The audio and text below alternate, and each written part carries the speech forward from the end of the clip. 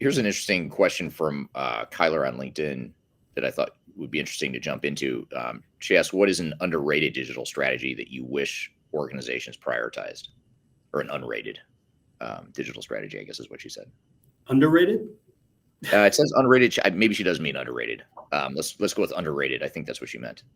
I think from an underrated standpoint, the preparation of the organization before you even get into a selection process and determining where you're going to go. So taking a healthy phase zero approach to understanding what the organization needs to do, planning clear objectives for what the end state needs to look like, and building the business case around moving the entire organization forward, rather than having disparate departments within the organization wanting to go one direction and another direction. You really have to establish that executive alignment up front, as many of our clients have figured out and do really well, right?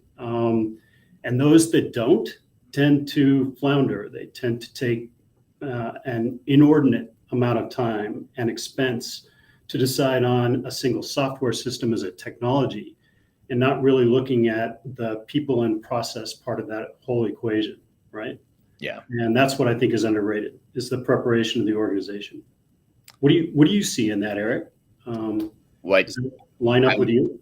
Yeah, I would agree with that. I mean, the phase zero implementation planning, and really just the whole exercise of clearly defining what it is you want to be when you grow up as an organization is something that a lot of organizations just overlook. And they sort of jump past that and say, well, let's just go find some technology and then that'll help us figure out what we want to be when we grow up. But it's sort of a chicken and the egg sort of problem, where if you don't have a clear vision of what your future state operating model is, or what you want your organization to look like, and what, how exactly you want to standardize business processes or things like that, those are big decisions, right? And those are big rocks you need to move and figure out how to define that, so that you can find the technology and define the roadmap that best fits that. And so I think I totally agree with that. And I might add a second one, or maybe a close second, would be the change management. Change management is always underrated. It feels like just not enough focus on the human adoption and the people part of the equation. Oh, absolutely. Yeah. And I think that underrating of the people side of the equation is what leads to incredible expense.